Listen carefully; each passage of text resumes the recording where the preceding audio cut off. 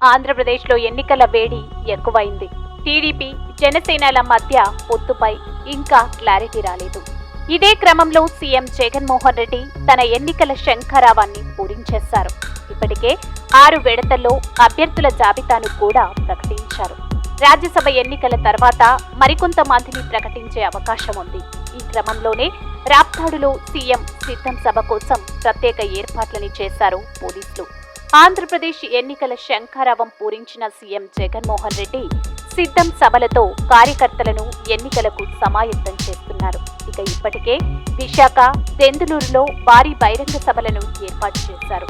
అయితే ఈ నెల 18న అనంతపురం జిల్లా రాప్తాడులో సీఎం జగన్మోహన్ రెడ్డి సిద్ధం సభకు ముమ్మరంగా ఏర్పాట్లు జరుగుతున్నాయి. దెందులూరు సిద్ధం సభలో జరిగిన పరిణామాలను దృష్టిలో పెట్టుకుని ప్రత్యేక భద్రతా చర్యలని చేపట్టారు అనంతపురం జిల్లా పోలీసులు.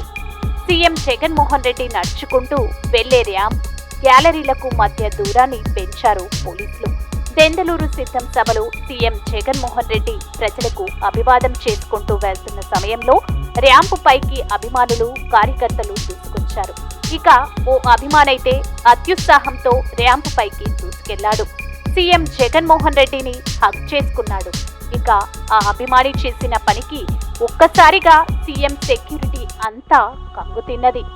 దీంతో అలర్ట్ అయిన భద్రతా సిబ్బంది పటిష్టమైన చర్యలను స్టార్ట్ చేసింది.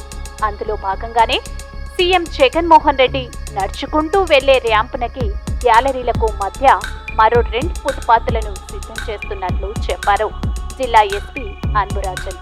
ముఖ్యమంత్రి నడిచే ర్యాంపునకి ఇరువైపులా ఒక ఫుట్పాత్ పై సీఎం సెక్యూరిటీ, ఆ తర్వాత మరో ఫుట్పాత్ పై స్థానిక పోలీసులతో భద్రతా ఏర్పాట్లు చేస్తున్నారు ఉన్నతాధికారులు.